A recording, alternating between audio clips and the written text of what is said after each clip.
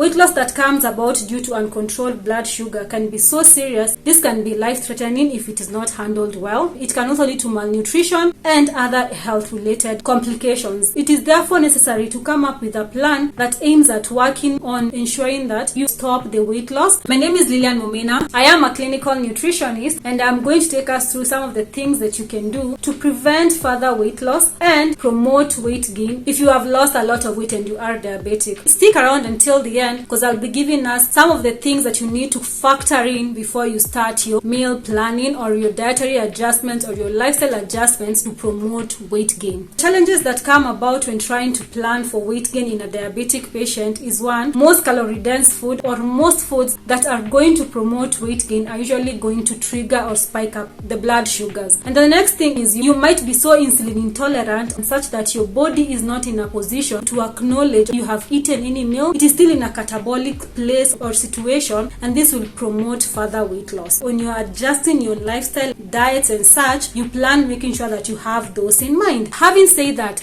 what are some of the things that you can do to help you gain the weight? The first thing is ensure that your insulin therapy or your drug therapy, that is the medication that you're given to try and control the blood sugars, are in line with your current weight, lifestyle, and your current dietary habits. Have your weight checked every now and then and adjust your therapies accordingly. The second thing that you need to do is adapt a low-carb, high-fat kind of diet. Carbohydrate is the main nutrient that triggers blood glucose in the body. It is also one of the main nutrients that promote fat storage. We are not going for fat storage here. We want to be healthy and maintain good blood glucose levels. Adapting a low carb, high fat kind of diet is very beneficial, but you're not going to jump into it. You're going one step at a time. We start by adding an avocado. Then we go slowly to reducing the carbohydrates that you're taking, increasing your intake of healthy fats like the avocados, the nuts, fish from the chia seeds and flax seeds, olive oil, coconut oil, from the meats. They are also rich in other nutrients such as the omega, the fat-soluble vitamins, that is A, D, E, and K, and they are also going to help us with controlling inflammation. Remember, diabetics usually have a lot of inflammation that comes with uncontrolled blood sugars. This is why diabetics usually have complications such as gastrointestinal problems. Your immunity function is usually compromised. The next thing is increasing your intake of protein. Protein is a nutrient that is tasked with repair and the building. Increase your protein intake, both plants and animals. We are not going to leave anything behind to promote cell renewal, cell division, and promote muscle mass. One of the ways that you can increase your protein intake is take up eggs. They are good sources of fat, vitamin A, iron, and again, diabetes usually have low HB levels. Take up 2 eggs in the morning, oats, maybe a cup of yogurt. You have already taken an extra amount of fat. You've already taken up an extra amount of protein. You can also add proteins to your smoothies like the eggs, nuts, natural yogurt. Ensure that you take up quality proteins by taking up a protein supplement, whey, collagen supplement. If you can get a supplement that is going to provide you with more protein and get you other phytonutrients, other vitamins and minerals, that will be best. The keyword, unflavored and unsweetened. The next thing that you can do is take diabetes-friendly supplements. We have an array of them. There's the Diben, the Glucena, the Treptin. All these are supplements that are going to increase the amount of energy, proteins, and the vitamins and minerals that you're going to take up a day without spiking your blood sugars, reducing catabolism, promoting muscle mass, and helping you with gaining weight. The next thing is incorporating physical exercise into your day-to-day routine. You need to build muscles, and the best way to do that is combine diet and exercise. We are going to moderate on cardio and focus more on the strength training or resistance training. That is basically the HIIT. Short intervals, high intensity. The next thing that you can do is include an extra snack into your daily routines. So when you go online and then you type strategies to controlling blood sugars, of course intermittent fasting will pop up. But you're trying to gain weight, so you're not going to do intermittent fasting. I'm not disputing that it is very good in controlling blood sugars, no. But